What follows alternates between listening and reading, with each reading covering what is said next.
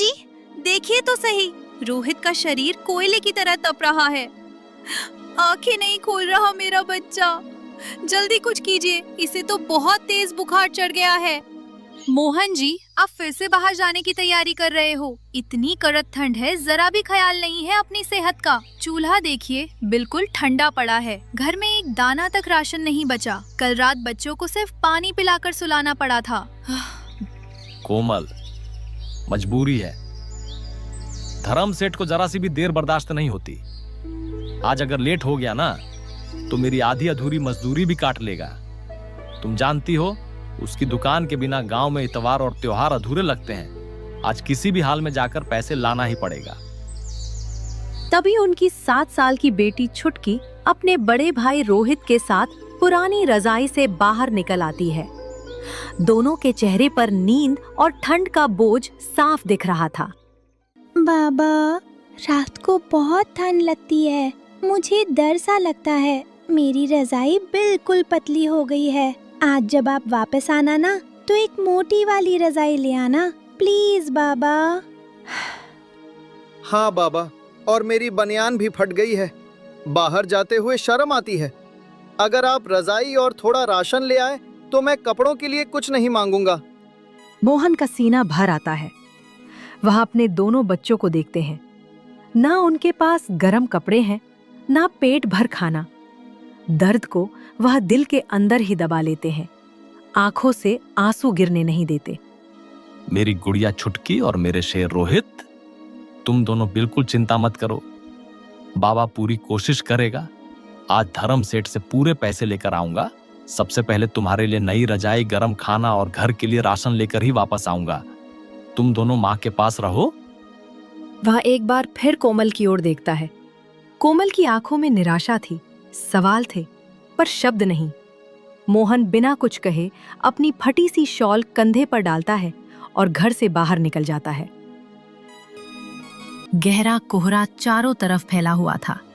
मोहन तेज कदमों से आगे बढ़ते हुए पीछे छोड़ जाते हैं कोमल का डर और अपने बच्चों के नन्हे नन्हे सपने। धर्म सेठ की दुकान पूरे गांव में सबसे मशहूर थी। कड़क ठंड के बावजूद दुकान के बाहर लोगों की लंबी भीड़ लगी हुई थी। हर कोई मोहन के हाथ का बना हुआ स्वादिष्ट मटन करी चावल ही चाहता था। मोहन को मटन करी चावल बनाने का हुनर बचपन से ही लाजवाब तरीके से आता था। उसके हाथ की बनी करी की खुशबू दूर तक लोगों को अपनी तरफ खींच लाती थी। पढ़ना लिखना उसके नसीब में नहीं था, लेकिन इसी हुनर के सहारे वो अपनी रोजी रोटी कमा रहा था और अपनी जिंदगी की गाड़ी ईमानदारी से चला रहा था। अरे ओए मोहन, कान में रुई ठूंस रखी है क्या? 8 बज चुके हैं, आज फिर देर। तुझे पता है ना मेरी दुकान पर पहला सौदा कब होता है? अगर 1 मिनट और लेट होता ना तो तेरी आधी मजदूरी काट लेता। माफ कर दीजिए सेठ जी, ठंड बहुत ज्यादा थी। बच्चों को थोड़ी देर आग के पास बिठाना पड़ा। कसम से कहता हूँ, आगे से एक पल की भी देरी नहीं होगी। कसम वसम छोड़, चल हाथ चला। तेरी कसमों से मेरी दुकान नहीं चलती। देख बाहर भीड़ का हाल। ये सब तेरे हाथ के फैन हैं। याद रख, स्वाद तेरे हाथों में है। मेहनत की कीमत मैं देता हूँ। जल्दी काम कर। मोहन बिना कुछ बोले काम में जुट जाता है। ठंड को भूलकर वो लगातार लाजवाब मटन करी चावल बनाता रहता है। उसके हाथ के बने मशहूर मटन करी चावल की चर्चा पूरे गांव में थी। दोपहर तक उसके हाथ और पैर सुन्न हो जाते हैं। पेट में दाना तक नहीं गया होता, फिर भी वो चुपचाप काम करता रहता है।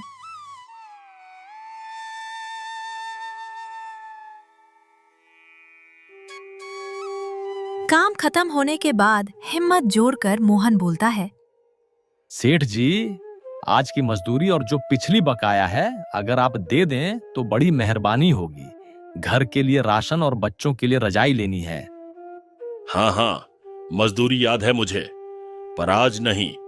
आज नया माल मंगवाना है। पैसे तंग हैं, कल दे दूंगा।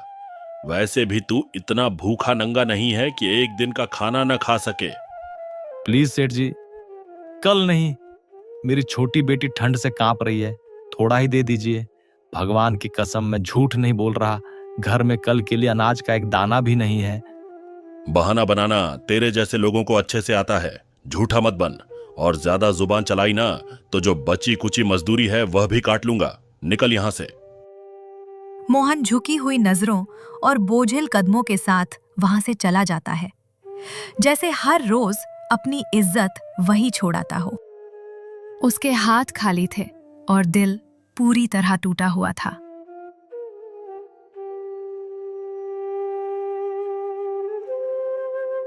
मोहन घर के बाहर कुछ देर तक चुपचाप खड़ा रहा। उसे समझ नहीं आ रहा था कि वो किस मुंह से अंदर जाए। आखिरकार हिम्मत जुटाकर वो धीरे से घर के अंदर गया। पापा पापा आप आ गए। रजाई रजाई कहाँ है पापा? माफ करना बच्चों, आज मैं ला नहीं पाया। धर्म सेठ ने कहा है कल दे देंगे, कल पक्का सब लाऊंगा। पिंकी और रोहित उदास हो जाते हैं, लेकिन अपनी मासूम समझ से कुछ नहीं कहते। चुपचाप एक कोने में बैठ जाते हैं। मोहन जी, मैं जानती हूँ आपने पूरी कोशिश की। आज घर में सिर्फ सूखी रोटी और नमक बचा है। आज किसी तरह इसी से काम चला लेते हैं, कल का कल देखेंगे। वो रात ठंड और भूख के बीच सूखी रोटी खाकर गुजर जाती है। मोहन को पूरी रात नींद नहीं आती। अंधेरे में लेटे हुए वो सोचता रहता है। आखिर उसने मन ही मन फैसला कर लिया। अब उसे धर्म सेठ के सामने कमजोर नहीं पड़ना है, चाहे कुछ भी हो जाए। उसे अब कुछ और करना ही होगा।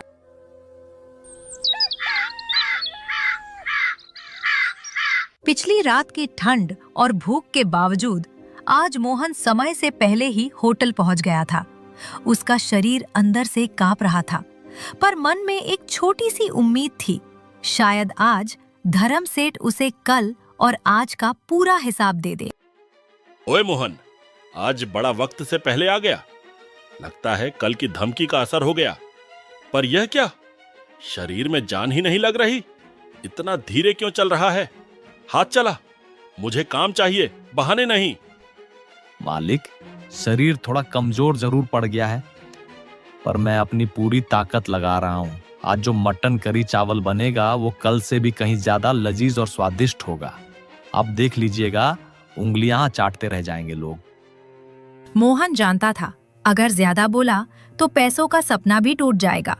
उसने अपना दर्द मटन करी और चावल में मिला दिया। थोड़ी ही देर में होटल गरम मटन करी की खुशबू से भर गया। भीड़ लगने लगी। लोग ठंड भूलकर मटन करी चावल खाने आ गए। अरे सुनो सुनो, मेरे मटन करी चावल की इतनी तारीफ मत करो। यह सब इस गरीब का कमाल है। यह मटन करी नहीं, जादू है। मैंने इसे शहर के खास मसालों का नुस्खा सिखाया है। खाओ और इस कड़कड़ाती ठंड को भूल जाओ। वो मोहन को घृणा भरी नजरों से देखता है। मोहन पूरा दिन भूखा काम करता रहा। हर बात में अपमान, हर शब्द में करवाहट। शाम के 7:30 बज चुके थे। पूरा दिन निकल गया। मोहन ने हिम्मत जोड़कर सेठ के पास जाने का फैसला किया। उसकी पिछली बकाया मजदूरी लगभग 550 रुपए थी और आज का काम अलग। आज उसे हर हाल में पैसे चाहिए थे। सेठ जी, आज का और पिछला हिसाब अगर आप पूरा कर दें, बच्चों को ठंड से बचाना है, कुल मिलाकर 900 रुपए बनते हैं। 900 रुपए? तेरी औकात है इतनी बड़ी रकम बोलने की? तूने जिंदगी में कभी एक साथ 900 रुपए देखे भी हैं? ले, ये 100 रुपए रख। आज के लिए इतना काफी है। ज्यादा मुंह मत चला। आज बाहर से सामान आ रहा है, मेरे पास खुद पैसे नहीं हैं। सेठ जी, मेरे 550 रुपए तो पहले से बकाया है। सिर्फ 100 रुपए में मैं क्या करूंगा? कम से कम 500 रुपए तो दे दीजिए। ओए, लेना है तो ले, वरना यह भी नहीं मिलेगा। ज्यादा बोल मत, निकल। मेरे धंधे में रुकावट मत डाल। मोहन आंखों में अपमान के आंसू लिए 100 रुपए का नोट उठा लेता है। दिल ही दिल में भगवान का शुक्र करता है, कम से कम खाली हाथ तो नहीं लौटा। 100 रुपए लेकर मोहन बाजार की तरफ जाता है। उसकी पहली जरूरत खाना और दूसरी रजाई। सबसे पहले वो सब्जी वाले के पास जाता है। भैया आलू का क्या भाव है और टमाटर का? आलू 70 रुपए के 2 किलो, टमाटर 50 रुपए किलो, बिल्कुल ताजा। मोहन के होश उड़ जाते हैं। 100 रुपए में तो मुश्किल से आटा भी पूरा नहीं आएगा। वो इधर उधर देखता है, तभी उसकी नजर गोभी पर पड़ती है जो थोड़ी सस्ती थी। भैया गोभी का क्या भाव है? गोभी 20 रुपए किलो।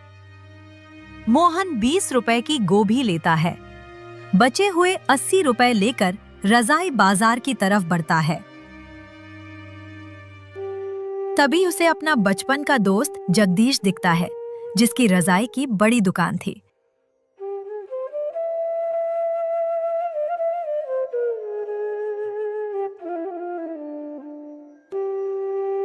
अरे जग्गू कैसा है भाई?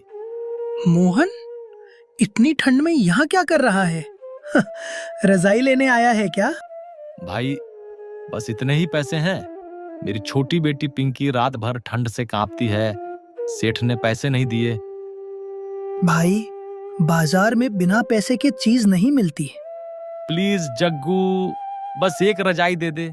कुछ दिन बाद पूरे पैसे लौटा दूंगा। बच्चों की जिंदगी का सवाल है। ठीक है मेरे भाई। ये ले, एक मोटी गरम रजाई। पैसे जब हो जाए तब दे देना। और याद रखना, कभी भी जरूरत हो सीधा मेरे पास आना। मोहन भगवान और अपने दोस्त दोनों का शुक्रिया अदा करता है। वो रजाई और गोभी लेकर खुशी से घर की तरफ भागता है। गोभी और रजाई संभालते हुए वह खुशी के आंसुओं के साथ घर की तरफ तेज कदमों से बढ़ने लगता है। हाथ में गोभी और कंधे पर लिपटी हुई रजाई। आज पहली बार उसे ठंड कम लग रही थी।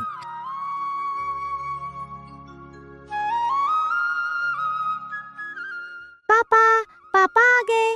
माँ देखो, पापा कितनी बड़ी और मोटी रजाई लाए हैं। अब मुझे रात भर वो गंदी वाली ठंड बिल्कुल नहीं लगेगी। अब मैं चैन से सो पाऊंगी। हाँ। बाबा, आज आपने कमाल कर दिया। आप दुनिया के सबसे अच्छे पापा हो जो हमारे लिए इतनी बड़ी रजाई लाए। कोमल की आंखों में आंसू आ जाते हैं। वो रजाई को हाथ लगाकर जैसे यकीन कर रही हो कि ये सच है। कोमल चुपचाप रजाई बच्चों पर ओढ़ा देती है। फिर वह गोभी काटकर चूल्हे पर चढ़ा देती है। झोपड़ी की सर्द हवाओं के बीच आज पहली बार एक सुकून भरी गर्माहट थी। बच्चे उस रजाई में सिमटकर गहरी नींद में सो जाते हैं। उनकी सांसें अब शांत थीं, पर कोमल का चेहरा अब गंभीर और दृढ़ हो चुका था। ये सब कैसे आया मोहन जी?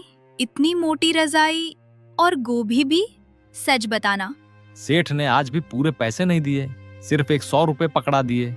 बोला इतना ही है, लेना हो तो ले लो। 100 रुपए?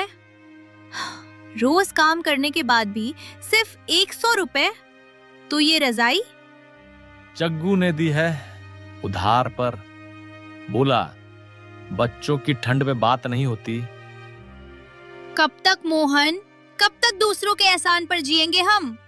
रोज बच्चे भूखे सोते हैं, रोज ठंड से कांपते हैं, और आप चुपचाप सेठ के टुकड़े उठाते रहते हो। तो मैं क्या करूं कोमल? ज्यादा पढ़ा लिखा नहीं हूं, कोई बड़ी डिग्री नहीं।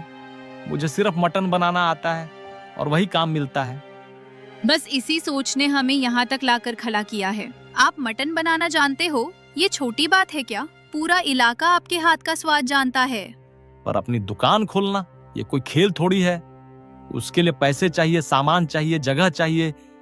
और आपके पैसे कहाँ गए जो महीनों से सेठ के पास अटके पड़े हैं? वो पैसे सेठ कभी पूरे देता ही नहीं। हर बार बोलता है कल दे दूंगा। तो कल नहीं, कल सुबह ही जाइए, सीधा जाकर पूरा हिसाब मांगिए और कह दीजिए अब आप उसके यहाँ काम नहीं करेंगे। ऐसे कैसे कह दूं? अगर उसने मना कर दिया तो फिर हम यहीं मर जाएंगे। रोज भूख, रोज ठंड, रोज जलील जिंदगी। घर कैसे चलेगा मोहन जी? बच्चों का भविष्य कैसे चलेगा? मोहन चुप हो जाता है। उसके चेहरे पर सोच और डर दोनों साथ चल रहे होते हैं। कोमल थोड़ा नरम होती है। देखिए, हम कर लेंगे। आपके ही पैसे हैं जो सेठ के पास पड़े हैं। उन पैसों से छोटी सी दुकान शुरू हो जाएगी। अपनी दुकान, अपनी मेहनत, अपनी इज्जत। मोहन धीरे से बोलता है। अगर ये दांव गलत पड़ गया तो कम से कम ये तो कहेंगे कि हमने कोशिश की। पर अगर आप आज भी चुप रहे तो ये जिंदगी कभी नहीं बदलेगी। ठीक है, कल सुबह मैं सेठ के पास जाऊंगा, पूरा हिसाब मांगूंगा, और अगर नहीं दिया तो भी मैं उसके यहाँ काम नहीं करूंगा। बस मुझे यही सुनना था। उस रात झोपड़ी में भले ही गरीबी थी, पर डर के साथ साथ पहली बार हिम्मत भी थी। मोहन लेट जाता है, पर नींद नहीं आती। उसे पता है कल सिर्फ पैसों की बात नहीं होगी। कल उसे अपने स्वाभिमान के लिए खड़ा होना होगा। कल एक नौकर नहीं, एक इंसान बात करेगा।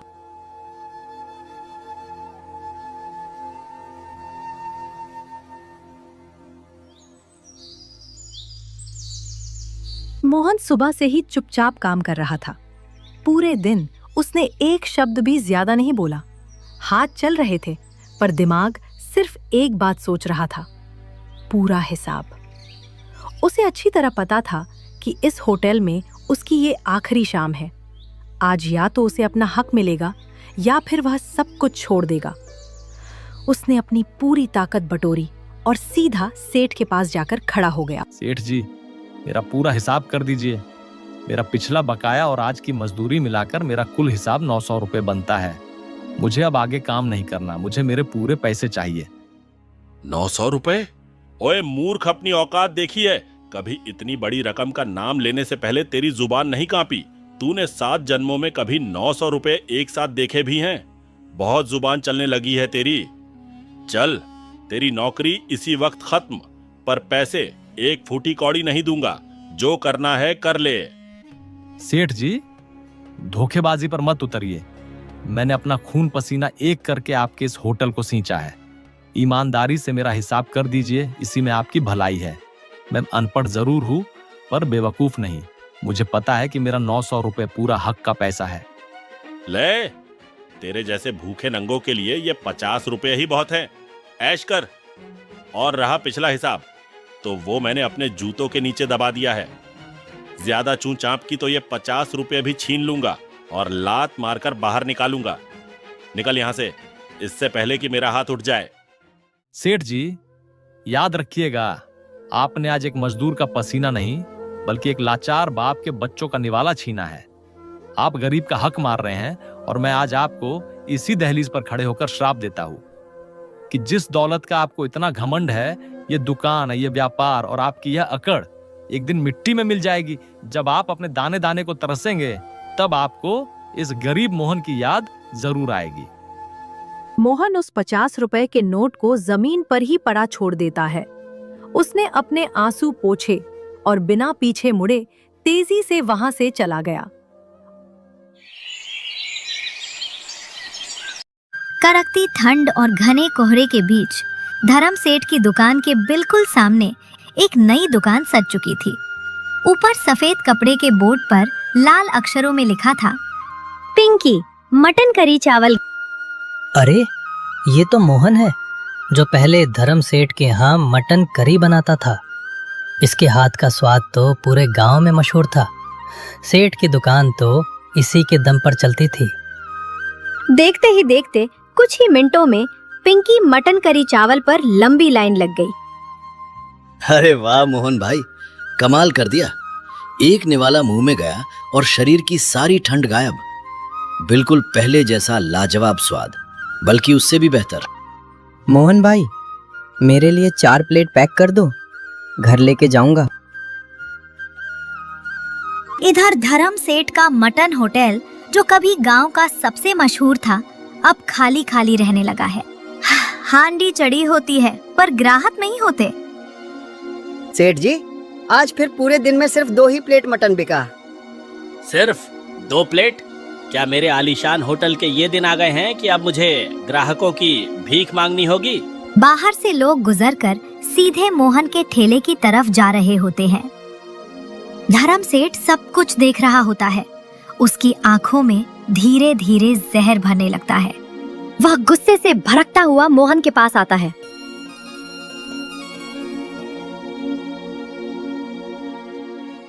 मोहन, मेरे भाई, ये क्या बचपना कर रहा है? ठीक मेरे सामने ही दुकान खोल दी। चल, ये सब तमाशा छोड़ और पहले की तरह वापस मेरे यहाँ काम पर लग जा। आज से मैं तुझे एक दिन के 500 रुपये दूंगा। खुश? माफ कीजिए धर्म सेठ, अब मैं किसी के नीचे काम नहीं करता। ये दुकान मेरी बेटी पिंकी के नाम पर है।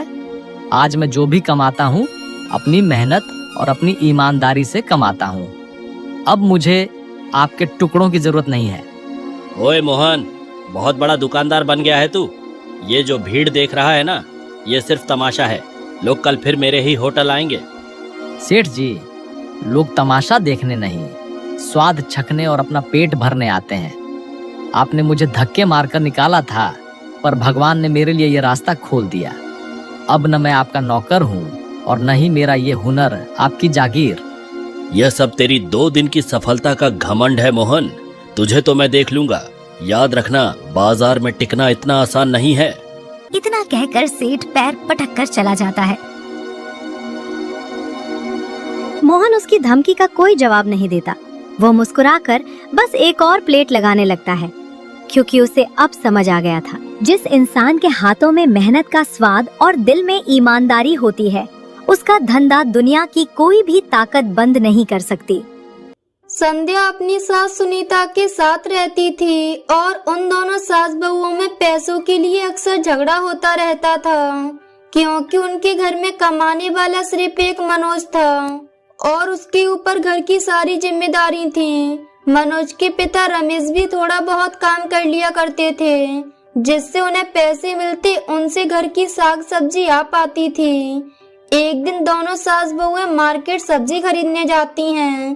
तब सुनीता अपनी बहू से कहती है, संध्या बहू 20 रुपए किलो आलू हैं, 10 रुपए के ले ले, बहुत रहेंगे। अरे माँ जी, आप सुबह से चौथी बार 20 रुपए गिनवा रही हैं। मुझे भी पता है घर की परेशानियाँ। तभी तो तूने कल 250 रुपए की चादर अपने पलंग के लिए ले ली। मैं भी कब से चादर खरीदने के लिए सोच रही हूँ, पर मजाले मैंने फालतू पैसे खर्च किए हों। अच्छा, तो पिछले महीने आपने भी तो 400 रुपए की 2 साड़ियाँ खरीदी थी, तब मैंने आपको कुछ बोला? दिवाली का त्योहार आने वाला था, पर संध्या और उसकी सास के पास दिवाली की खरीदारी करने के लिए पैसे नहीं थे, इसलिए वो दोनों ही चुप थीं। ऐसे में एक दिन संध्या की सहेली उससे मिलने उसके घर आती है। अरे संध्या, कैसी है? नमस्ते आंटी जी। अरे हाँ, नमस्ते बेटा। अरे शिवानी, तू? मैं तो ठीक हूँ, तू कैसी है? और बता, कैसे आना हुआ? अरे मैं तो बस यहाँ मार्केट में दिवाली की शॉपिंग करने आई थी, तो सोचा कि तुझसे भी मिल लूं। वो क्या है ना, कल मेरी सास मेरे लिए दिवाली के लिए बहुत सारे उपहार ले आई, तो मैंने सोचा कि मैं भी उनके लिए उपहार ले आऊं।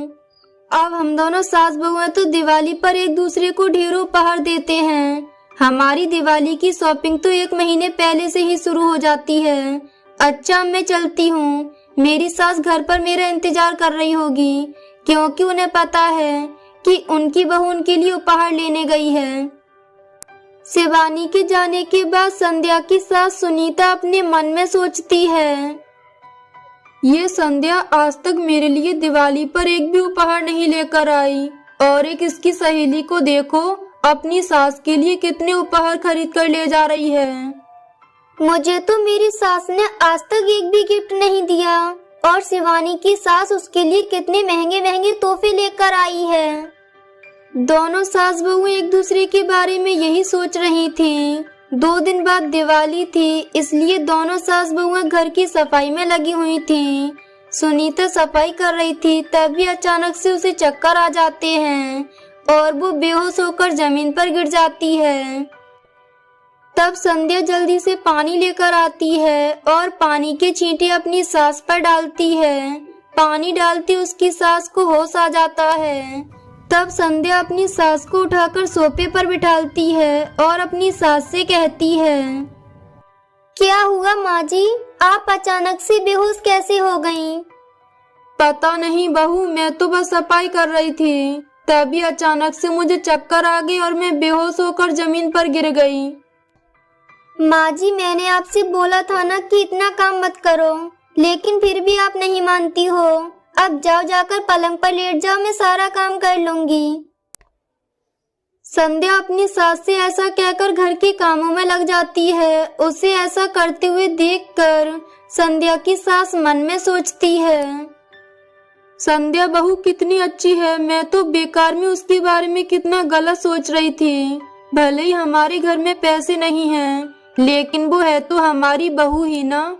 मेरे पास जो 300 रुपए रखे हैं, मैं उनसे उसके लिए एक अच्छी सी साड़ी ले आऊंगी, खुश हो जाएगी बेचारी। वैसे भी वो खुद से कुछ नहीं खरीद पाती है, दिवाली पूजन में नई साड़ी पहनेगी तो मुझे भी अच्छा लगेगा। ये कहकर सुनीता बाजार जाकर अपनी बहू के लिए एक अच्छी सी साड़ी खरीदती है और अपनी बहू को देने के लिए उसे संभाल कर रखती है। वहीं संध्या भी ऐसा ही कुछ सोच रही थी। माँ जी, मैं अपनी सहेली के घर जा रही हूँ। वो दिवाली है ना, तो हम सारी सहेलियाँ मिलकर बैठेंगे। 1-2 घंटे में आ जाऊंगी। अच्छा ठीक है बहू, पर शाम से पहले लौट आना। अरे संध्या, मैं काम पर निकल रहा हूँ, अगर तुम कहो तो मैं तुम्हें रास्ते में छोड़ सकता हूँ। नहीं नहीं मनोज, मेरी एक सहेली मुझे लेने आ रही है, मैं उसी के साथ चली जाऊंगी। अच्छा तो ठीक है, मैं निकलता हूँ।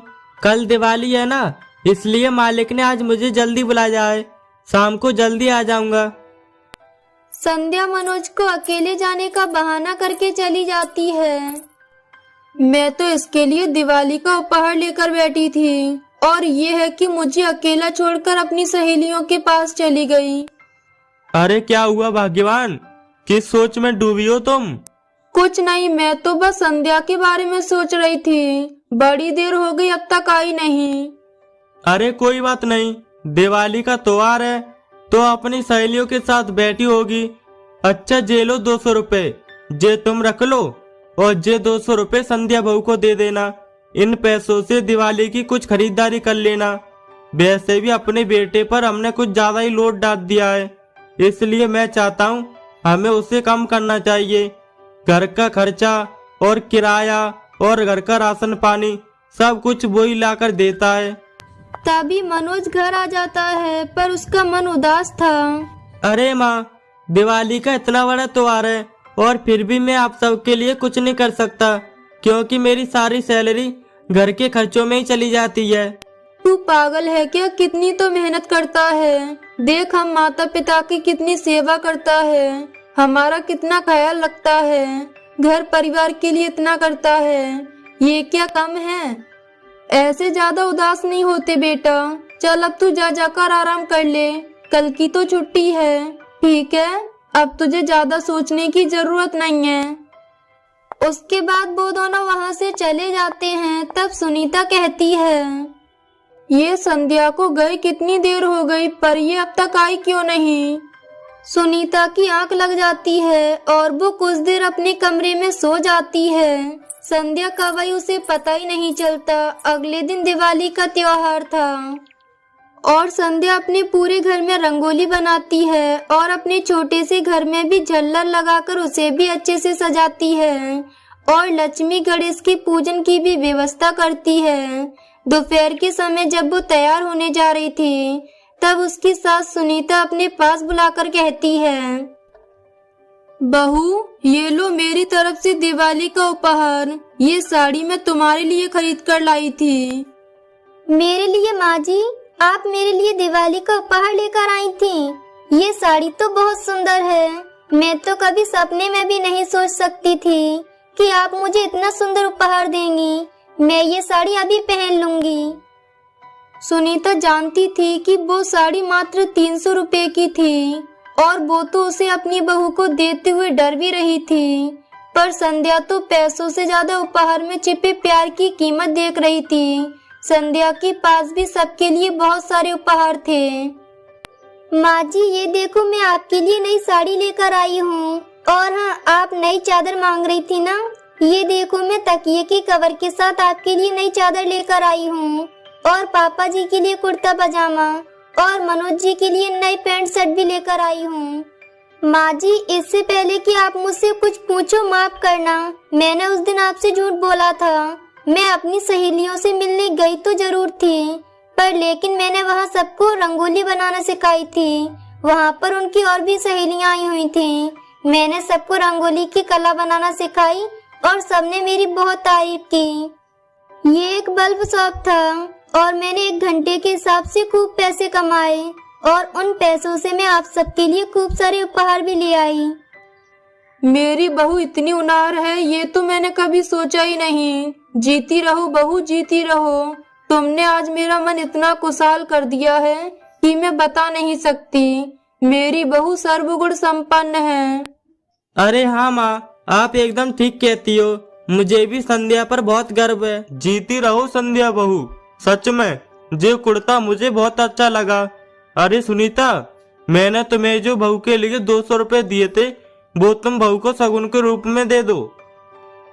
फिर उसके बाद वो सभी मिलकर गणेश लक्ष्मी का पूजन करते हैं। सच है, जिस घर में आपस में प्यार होता है, सुख शांति होती है, वहाँ लक्ष्मी देवी का वास होता है। उसके बाद वो सभी मिलकर खुशी खुशी दिवाली का त्योहार मनाते हैं। सुनीता अपने 2 बेटों के साथ रहती थी। बड़े बेटे का नाम मनोज और उसकी पत्नी का नाम प्रिया था। छोटे बेटे का नाम रोहन और रोहन की पत्नी का नाम संध्या था। उनकी एक हवेली थी जिसका नाम था आनंद भवन। कहने को तो आनंद भवन में चारों तरफ आनंद ही आनंद था, क्योंकि पैसों की कोई कमी नहीं थी और सुनीता को अपनी दोनों बहुओं से कोई शिकायत नहीं थी। रोहन और मनोज दोनों मिलकर बिजनेस संभालते थे। दोनों ही बिजनेस का काम करते थे, इसलिए जो भी कमाई होती उसमें से वो दोनों आधी आधी बांट लेते थे। कहने को तो प्रिया और संध्या में भी देवरानी और जेठानी वाला प्यार था और घर के कामों को तो लेकर उन दोनों के बीच कभी भी झगड़ा नहीं होता था। लेकिन बस इतना पैसे वाला परिवार होने के बाद भी घर में एक ही कार का होना कभी कभी देवरानी और जेठानी की बीच झगड़े की वजह बन जाती थी। एक दिन प्रिया अपनी सास से कहती है, मम्मी जी मेरी एक सहेली है ना, उसके बच्चे की बर्थडे पार्टी है तो मुझे और मनोज जी को वहाँ जाना है, तो आज शाम का खाना संध्या बना लेगी। अब देखो बेटा, ये तुम दोनों के बीच की बात है। तुम दोनों देवरानी जेठानी आपस में समझकर जिसे जो करना है वो कर लो, मुझे कोई आपत्ति नहीं है। भाभी आप पार्टी में आराम से जाइए, मुझे खाना बनाने से कोई ऐतराज नहीं है, लेकिन रोहन के दोस्त ने भी हमको डिनर पर बुलाया है तो हमें भी वहाँ जाना है। अरे ये तो बहुत खुशी की बात है। मेरे लिए खिचड़ी बना दो और तुम दोनों अपनी अपनी पार्टियों में जाओ। अरे भाई, तुम्हारी तो उम्र है, दोस्तों के साथ मिलना चाहिए, घूमना चाहिए। जाओ जाओ, तुम दोनों जाकर आओ। लेकिन मम्मी जी भाभी को अलग जगह जाना है और मुझे अलग, और कार तो एक ही है, हम कैसे जाएंगे? अरे संध्या, तो तुम कार बुक कर दो या फिर ऑटो से चले जाना। देखो मुझे तो जल्दी जाना है, तो मैं और मनोज जी तो कार लेकर जा रहे हैं, तुम और देवर जी ऑटो से चले जाना। कैसी बात करती हैं भाभी जी आप कार में बैठकर जाएं और मैं और रोहन जी ऑटो में जाएं। अरे हमारी भी कुछ इज्जत है, कल को रोहन जी का दोस्त देखेगा तो अच्छा लगेगा क्या? अरे कितना बड़ा बिजनेस है हमारा। तो क्या चाहती हो तुम कि इस घर की बड़े बहू बेटा ऑटो में बैठकर जाएं? लोग तुम पर उंगलियां उठाएंगे कि छोटी बहू और बेटा अपनी बड़े भाभी भैया का ख्याल नहीं रखते। अरे अगर हम ऑटो में बैठकर जाएंगे तो अच्छे नहीं लगेंगे, इस घर के बड़े हैं भाई। ऐसी तो कोई बात नहीं है भाभी, उल्टा अगर आप ऑटो में जाएंगी और हम कार में, तो लोग तो आपकी ही तारीफ करेंगे, कहेंगे कि छोटे भाई का कितना ख्याल रखती हैं। देखो संध्या, मुझे तुमसे कोई बहस नहीं करनी। मैंने तुमसे एक बार कह दिया ना कि हम कार से जाएंगे तो मतलब जाएंगे। तुम्हें जाना हो तो जाना, वरना जैसी तुम्हारी मर्जी। ये कहकर प्रिया वहाँ से चली जाती है। उसकी ये बात सुनकर संध्या चिढ़ जाती है और कहती है, देखिए मम्मी जी, या तो इस घर में एक और कार आएगी या फिर इस घर के सब लोग ऑटो में बैठकर जाएंगे। अरे बहू, अगर एक और कार आ गई तो दोनों भाइयों का बंटवारा होने लगेगा। अरे एक ही बिजनेस है, एक ही घर है, तो कार भी तो एक ही रहेगी ना। उसके बाद अगले दिन संध्या सब लोगों के बीच अपने पति से कहती है, रोहन जी, मुझे कार चलाना सीखना है। घर के छोटे मोटे कामों के लिए भी मुझे आपका इंतजार करना पड़ता है।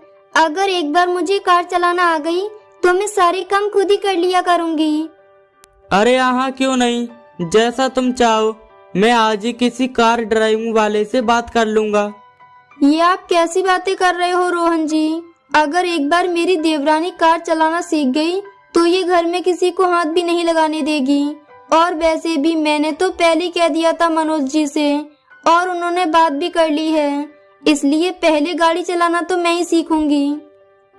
अरे संध्या और प्रिया, तुम दोनों एक साथ कार चलाना सीख लो ना। इसमें झगड़ा करने की कौन सी बात है?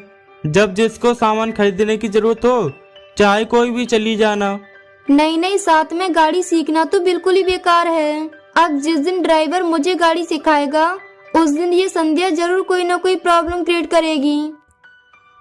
अरे भाभी, आप तो ऐसे बोल रही हैं जैसे मैं ही हमेशा प्रॉब्लम क्रिएट करती हूँ। अरे मैं तो हमेशा आपकी हेल्प करती हूँ, फिर भी आपको मुझसे ही हमेशा शिकायत रहती है।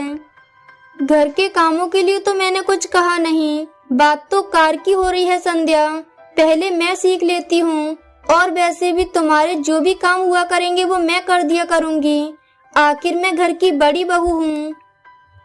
जब देखो तब भाभी अपने बड़े होने का हक जताती रहती हैं। अब तो इस घर में दूसरी कार आकर ही रहेगी।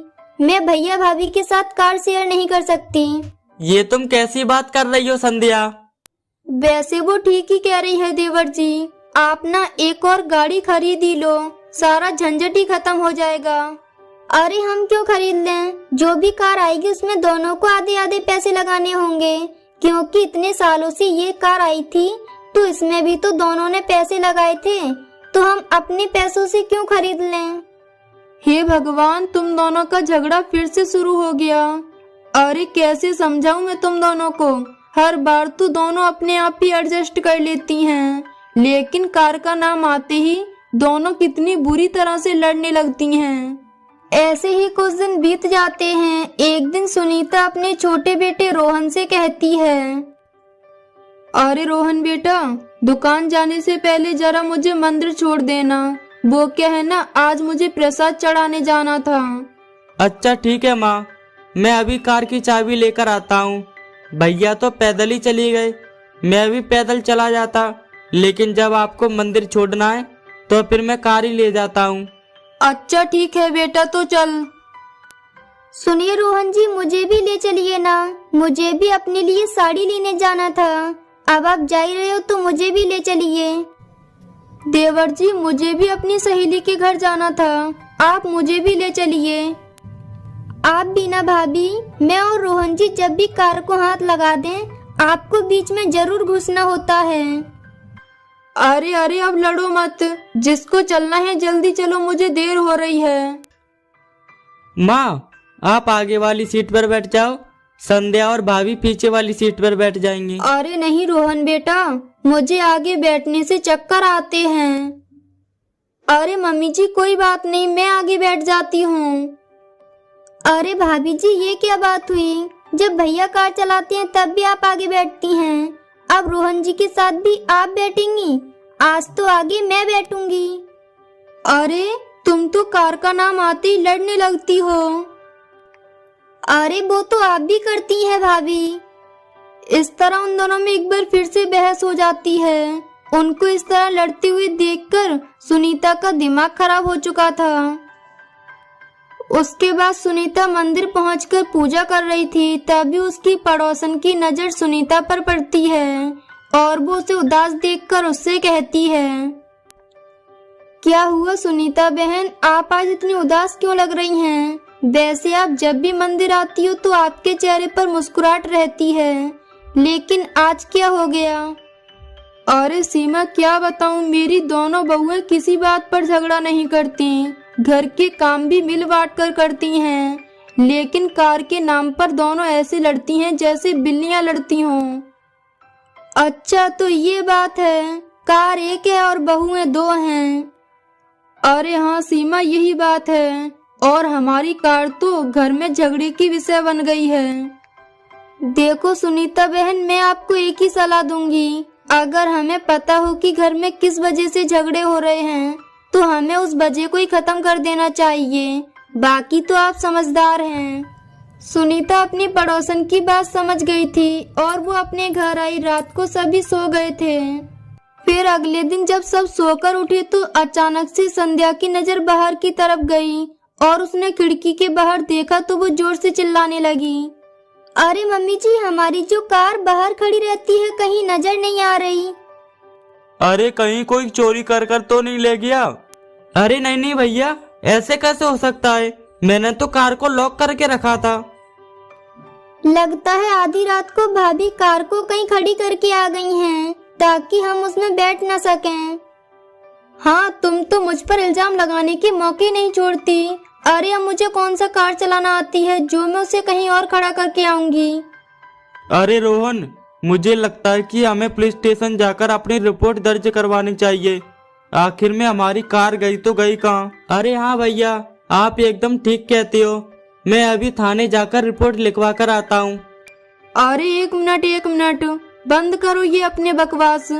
कल मेरी पड़ोसन ने मुझसे बहुत अच्छी बात कही थी कि अगर हमें पता हो कि घर में किस वजह से झगड़े होते हैं तो हमें उस वजह को ही खत्म कर देना चाहिए, और वो भी जड़ से। तो मैंने भी अपनी घर की झगड़े की जड़ को मिटा दिया है। मैंने उस कार को बेच दिया। अब उसकी चाबी जिसके पास होगी जिसने वो कार 5 लाख में खरीदी थी। सुनीता की ये बात सुनकर सबके होश उड़ गए, लेकिन आनंद भवन का आनंद फिर से लौट कर आ गया था। वो सभी मिलकर फिर से खुशी खुशी रहने लगे। दोस्तों, ये थी आज की कहानी, और अगर आप हमारे चैनल पे नए हो तो चैनल को कर दो सब्सक्राइब और हमारी वीडियो को कर दो लाइक। मिलती हूँ मैं आपको अगली वीडियो में, तब तक के लिए बाय बाय।